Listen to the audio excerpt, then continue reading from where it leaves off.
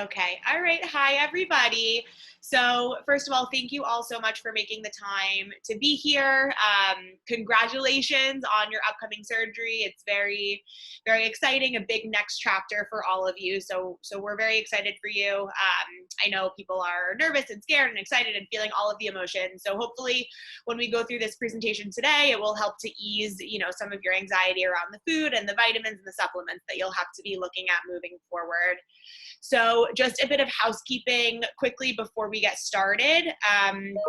Everyone, please make sure that you schedule your follow-up appointments. You're scheduling a 2-week follow-up appointment and a 6-week follow-up appointment with both myself and with the surgeon, Dr. Roslin or Dr. Yako, whoever you're working with. You can call our office. The phone number is 212-434-3285.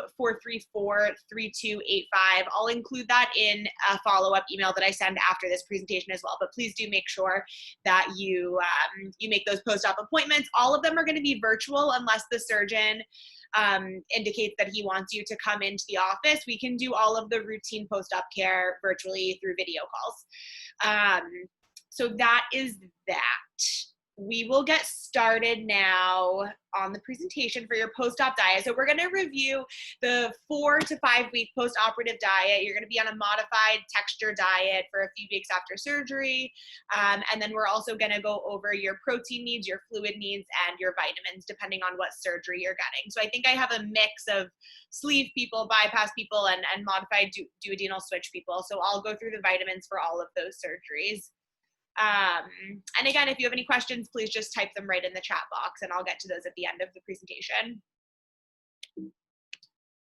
Okay, so post-op diet.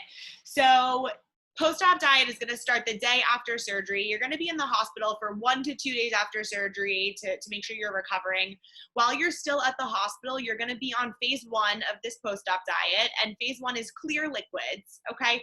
So clear liquids are any liquids that are caffeine-free, sugar-free, and non-carbonated. So no caffeine, no sugar, and no bubbles, no carbonation, no seltzer. We usually also say it should be calorie-free, but drinking a broth like a chicken broth, beef broth, vegetable broth, that's fine, and those have some calories in them. So these are all liquids that you can see through. It includes water. It can include, like I said, broth. It can include Crystal Light or diet beverages, just no sugar, so they're sweetened with artificial sweeteners instead of with sugar. So Crystal Light, Diet Gatorade, Diet Powerade, Vitamin Water Zero, any of those are totally fine. And you know about the sugar content by reading the label. So look at the back, read the label, make sure there's no sugar. You can also suck on ice chips because those will turn to liquid in your mouth. You can have a sugar-free Jell-O or a sugar-free popsicle because it will be the same thing with those. You can do an herbal tea as well. So any of these clear liquids are totally fine. During this first stage, you're doing really, really small sips. Before you're discharged at the hospital, they're going to make sure that you're able to drink 4 ounces during 1 hour. So 4 ounces is very little. It's half a cup of fluids. So really small sips throughout the whole day and trying to get your fluids in so that you can stay hydrated. Okay, so that's the clear liquids. This happens very rarely, but in case there is some sort of a computer error and a piping hot tray of chicken and mashed potatoes and vegetables appears in your room, you will know that that's not for you. That was a computer error, and you will kindly decline and ask for your bariatric clear liquid diet. Okay. Yes, so that's clear liquids. So that's stage 1, only while you're still at the hospital. Stage 2, we're going to progress to full liquids. So this is once you're discharged, the day that you get home, day 2 until around day 14. So for about 2 weeks after surgery, you're going to be on full liquids. And this is the stage where we're going to start incorporating protein shakes. So I'm sure that if you know anyone who's been through surgery, or, you've been doing research, you know that protein shakes are a really big part. I'm sorry, if everyone can please just mute themselves, that would be great. I'm just recording the video. Thank you so much. So yes, the protein, and again, if you have questions, please just type them in the chat box and I promise I'll get to them at the end. So the protein shakes, yes, Those are super, super important during this stage because protein is one of the most important nutrients for you after surgery. Protein is going to help your wounds heal and recover. It's going to help keep your immune system up. It's going to help spare your muscle mass, because when we're losing that significant weight in a short period, we're losing muscle too, not just fat, unfortunately. So protein will help spare your muscle. Protein is going to help prevent hair loss. It's super, super duper important. So we want to choose dense sources of protein, and the shakes are a really great option. So on the list that you guys have been provided, there are a bunch of examples of different shakes that we like. You can do a whey protein or you can do plant-based. I don't really care. They're similar in nutrient composition. They'll do the same for you. If you have lactose intolerance or you don't typically tolerate milk products, I would recommend doing a plant-based shake. But if you don't see one on the list that you like or that you've had before, that's totally fine. You can do any protein shake as long as it's less than 10 grams of sugar and at least 25 grams of protein.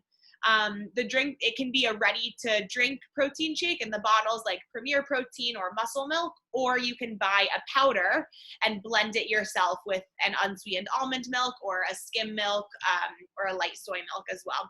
So it doesn't matter. Either way is totally fine. It's just for your preference. So in addition to the protein shakes, you can also be having blended soups during this phase. So like a blended lentil or bean soup is a really great option because it has protein and it also has some fiber. So it can hopefully start regulating your bowel movements a little bit. Just make sure that you're blending it up very well so it's like a smoothie consistency. And then you can even put it through a strainer too. So it's very liquidy. So protein shakes, blended soups, by around day 5 after surgery, you can start incorporating a plain Greek yogurt. You don't have to do low fat. I actually prefer doing the 2% or the 4% fat because it will help keep you feeling satisfied. So yogurt is fine. If you don't like the tangy tart taste of plain yogurt, you can do a diet yogurt or a light variety such as Dan and Light and Fit or the Oikos 000. By around day 10 after surgery, you can start to incorporate some hummus or some peanut butter that you would just lick off of a spoon. You can also, by day 10, you can make your own egg drop soup, which I love to do. I say make your own because if you get it from the Chinese restaurant, it's going to usually be loaded with sugar and starch. And sodium. So we want to avoid that. So you can make your own. What you would do is you take a pot and you put it on the stove and you can pour in like chicken broth, beef, vegetable broth, whatever kind of broth you like. And then you just crack an egg right in while it's heating up and you mix in the egg with a fork and it makes a delicious egg drop soup that you can sip on. So that's stage 2. So that's for 2 weeks after surgery, day 2 until around day 14. So you're sipping on your protein shakes all day. You're sipping on your soups, whatever you're having.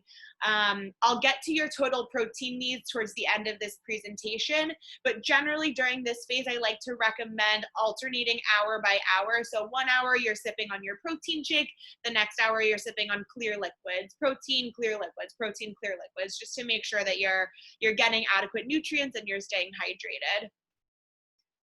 Okay, so that's stage 2. So stage 3, we're going to progress to thin purees. So this is kind of like baby food texture, and this starts week 3 after surgery, day 15. So here you're eating foods that can kind of roll off of the back of your spoon. So you could incorporate cottage cheese. You can do like a smashed up avocado, or you can do a really soft, runny boiled egg or poached egg.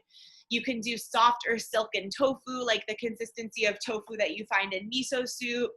You can do the bean soups like bean and lentil soup, and it doesn't have to be strained this time. It can just be pureed, so it can be a little bit thicker.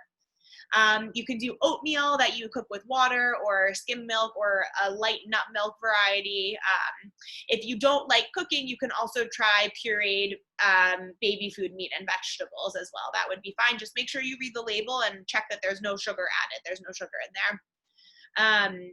So here Your serving sizes are going to be about, 1 ounce bite-sized portions. That's going to fill you up. I don't like to tell people they have to stick to a certain serving size. I really want to teach you guys how to get in touch with your hunger and your fullness in your body so that you can listen to yourself, because everybody is completely different. So it's really important that you are eating very, very slowly. So buy yourself baby spoons, baby utensils, so you're forcing yourself to take small bites. When you're at the hospital, there will be like a 1 ounce cup that you can just bring home with you and serve yourself out of the 1 ounce cup. So you're forced to slow down. Okay, so really, really slow, paying attention to your body. Fullness after surgery will feel a little bit different for a lot of people. Instead of that like belly hunger, it may feel like a tightness up in your chest. So just being aware that hunger and fullness can feel a little bit different. Make sure that you are not distracted while you're eating. So you're not in front of the television, you're not sitting at your desk working, you're not on the phone, you're not distracted. You're sitting and eating mindfully, taking 20 minutes to sit down and eat your meal. I know a lot of people are very busy and we have a lot of stuff going on, but you're doing this surgery to take a step for your health and yourself. So we have to learn how to prioritize you and find ways to make time. During stage 3, we start something called the rule of 30. This is super important, so please write this down if you're taking notes, or make a mental note of it if you'll remember. Rule of 30 means that you cannot be drinking clear liquids until 30 minutes after you've eaten a meal. So if you eat a meal, you have to wait 30 minutes until you're drinking your liquids, okay? And this is really, really important, that we're separating our food and our liquids. It can affect your digestion. It can fill you up too much. It can cause nausea, vomiting, a lot of discomfort. So 30 minutes to drink after you eat a meal. During this stage, you also, to make sure that we're meeting our fluid needs and getting adequately hydrated, try to aim for at least 6 to 8 cups of clear liquids per day. So 6 to 8 cups of water, diet beverages, herbal tea, etc. A lot of people complain that they don't tolerate tap water or plain regular water very well, and oftentimes that's because it's a little bit more acidic. It has a lower pH, and your stomach can be really acidic, which can cause heartburn and tightness in your chest and some discomfort. So what I usually recommend is switching to an alkalized water or a higher pH water, such as Essentia, which is it's like a big bottle with a black and red label with a plus on it. Essentia is good. Core water is also good. Core water has like the blue lid and it's kind of funny shaped bottle. You can also squeeze a little bit of lemon juice in your water, because I know lemon itself is acidic, but it has an alkalizing effect in your body, so that can help as well.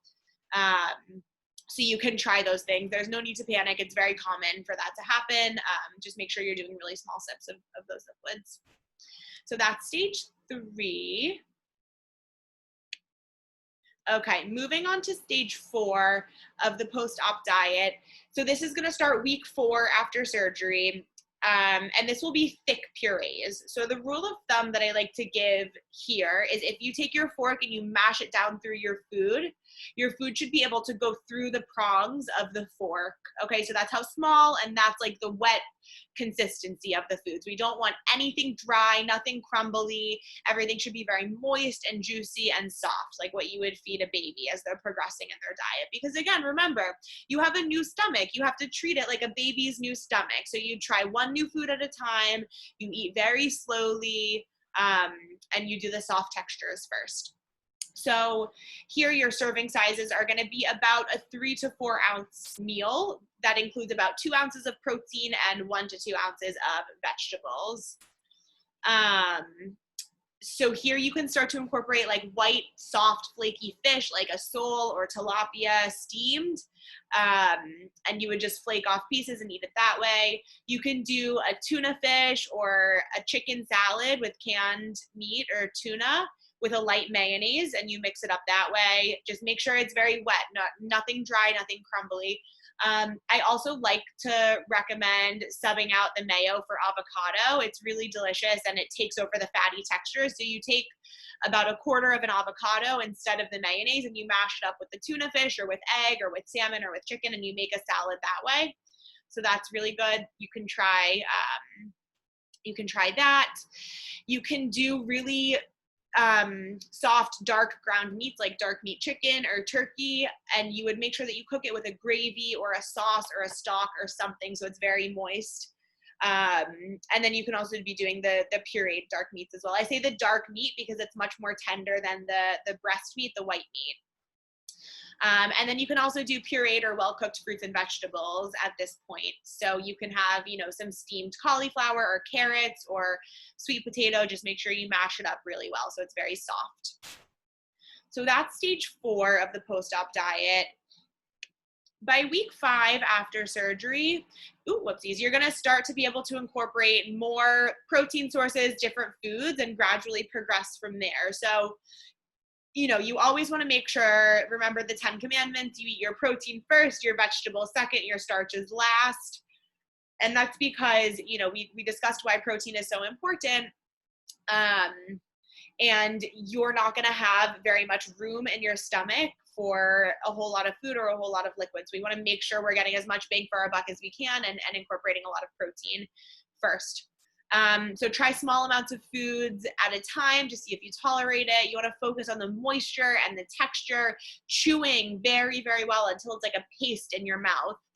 And then just a reminder of that rule of 30. We're not eating and drinking together. You wait 30 minutes after eating to drink. So that's the first 4 weeks, and then kind of after week 5, don't stress yourself out about memorizing all of this. Do not panic. Like I said in the beginning, you're scheduling post-op appointments for 2 weeks and 6 weeks, and then you'll be seen continually after that as well with both myself and the surgeon. So we can go over all of this. You have my email, so you can contact if you have questions, concerns, or anything, and we'll make sure everything is going okay. So that's post-op diet. So just to touch on the protein needs. So protein, just to reiterate, super, super important for wound healing, for recovering from surgery and injury, for preserving your muscle mass. And remember, muscle is so important for your metabolism. The more muscle you have, the faster your metabolism, the more energy you burn, the easier weight loss and maintenance are. Protecting you against hair loss. I know a lot of people get nervous about that. And then also keeping you full. Protein is going to suppress your hunger hormones. It slows down digestion. It keeps you feeling satisfied longer.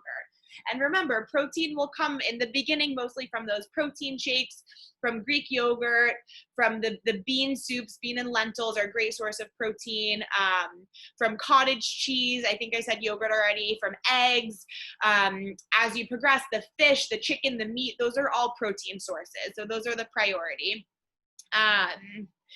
So your protein needs differ a little bit depending on your surgery. So if you're getting a sleeve gastrectomy or if you are getting a gastric bypass, you need 60 to 80 grams of protein every day. So 60 to 80 for a sleeve or a bypass. And then for my people getting the duodenal switch or the SIPS or the SADI, whatever you've been calling it, you need 80 to 100 grams of protein every day. And you need more for that surgery because it's malabsorptive. It bypasses a larger portion of your intestines. So you have to take in more protein to compensate for that and make sure we're getting all the nutrients that we need.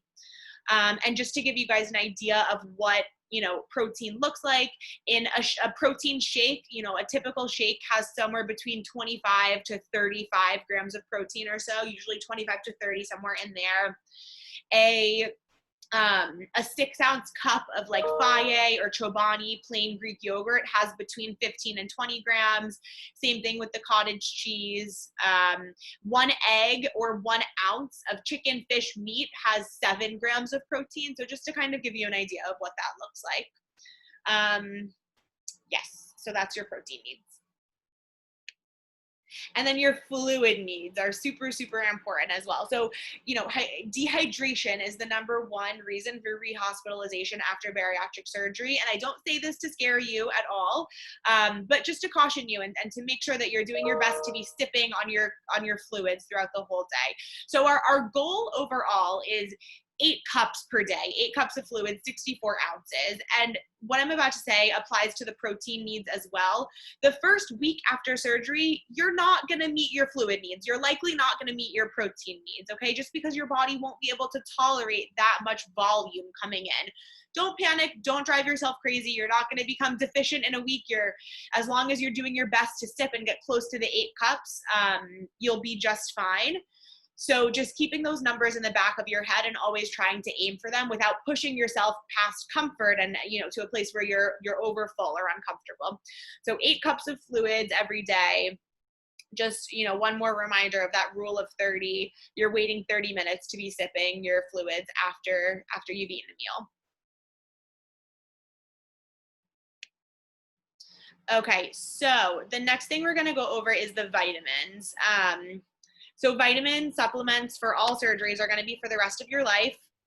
And this is because it's so much easier to prevent a vitamin deficiency than it is to treat one. So if you're taking your vitamins, you're covering your bases, you're not likely going to become deficient. I will say that with bariatric surgery, why it's so important that we're supplementing our vitamins and minerals is because, number one, the volume of food you're taking in is significantly lower. You're not able to take in enough. Even if you're eating all of the fruits and vegetables in the world, it's not enough to get all the nutrients that you need. And then number two, some of the surgeries have a malabsorptive component, meaning that you're not absorbing all of the nutrients, even of what you're eating. It's not coming into your body and being used. So that's why we take the extra vitamins for life. The protocol I'm about to go over is the baseline protocol. Of course, we'll be checking your labs, checking your blood work, and adjusting as needed when we go for our post-op visits. And you should be getting your blood work done depending on, what the doctor recommends every 3 to 6 months, just to make sure everything is in check. So for the first 30 days after surgery, all of your vitamins must be chewable. Okay, chewable, not gummies, because gummies, number one ingredient is sugar, and the gummies don't have all of the nutrients that you need. So the chewable, chalky texture, or you can crush up capsules or pills, or you can, if you're able to find powdered ones as well, you can mix those in with your shakes or your yogurt, etc. So just no gummies. So I'm gonna go over the sleeve. And yeah, I'm gonna go over the sleeve gastrectomy first. So there are 3 vitamins you have to take for the sleeve. So any of my sleeve people, make sure you're paying attention right now. So you need a complete multivitamin every day. So complete means that it contains iron, it contains minerals. This can be just a general brand of multivitamin. It doesn't have to be special bariatric. It can be Centrum, Flintstones, any of those, just like general multivitamins. Nature Made is a good brand as well. Thorne I know is good too. So just make sure that it is a complete multivitamin and that it is chewable. I actually don't know if Thorne has a chewable. So anyway, you can look into it. We give a lot of examples. If you guys look at that post-op diet cheat sheet, on the last page, there's like a detailed chart that will go over all of the vitamins for every surgery, and we give examples of some of the brands that we like. So you're doing 1 complete chewable multivitamin every day. You're doing a calcium citrate with vitamin D. So the calcium and vitamin D are usually together in the pill because the vitamin D will help the calcium be absorbed and taken up into your body. You will have to take these 2 times per day in separate doses because your body can only absorb a certain amount of calcium per dose. And it can only absorb 500 to 600 milligrams at a time. And we need closer to 1200 to 1500 milligrams per day. So you'll take 1 in the afternoon, 1 in the evening of the calcium citrate with vitamin D. So for this, I like Citracal is a good brand. That's chewable. Bariatric Advantage has a really good chewable that's like a little Starburst kind of chew. And then UpCal is a powder that you could mix in with, yogurt, protein shakes, whatever. So that's calcium with vitamin D. And then the last one that my sleeve people have to take is B12. So you'll be doing B12 1 time per week. Okay, and it's 1,000 micrograms once a week. So you can do it every Monday morning, every, Thursday, whatever you decide. It's only 1 time per week. Make it part of your routine. Nature's Bounty is a good brand. They have a sublingual, they have a dropper, it can melt under your tongue. So any of those are fine as well. So that is for the sleeve. So for the bypass, it's pretty much exactly the same. but you're going to be taking 2 multivitamins, okay? Because the surgery is a little bit more malabsorptive than the sleeve, so you need 2 chewable complete multivitamins every day. So any of those brands I just went over before are totally fine, but you're going to do 2 of them per day. You'll do the same thing, the 2 calcium citrate with vitamin D, and then you'll do the B12 once a week. And with the bypass, you may also need iron, but that will not start until 1 month after surgery. So you'll discuss it with the doctor at your post-op visits, and we'll let you know if you need iron. Okay, so that will be as per your doctor. So that's the sleeve and the bypass. For my duodenal switch people, you guys have the fun vitamins. So this surgery is the most malabsorptive. You need extra fat soluble vitamins. So that's vitamin A, vitamin E, vitamin D, and vitamin K. So on the list that you guys, that I emailed you all, that vitamin list in the post-op cheat sheet, it outlines exactly how much of each of those you need. So for vitamin A, you need around 10,000 to 30,000 international units. For vitamin D, you need around 2,000 international units. Vitamin E, you need about 100 to 800 units. And vitamin K, you need about 120 to 450 micrograms. So anyway, I know that that's a lot of vitamins. It sounds scary and overwhelming and intimidating, but luckily this surgery is very popular now. A lot of people do it. So the vitamin brands caught on, and they formulate special bariatric vitamins for people having the duodenal switch surgery that have all of these extra vitamins included.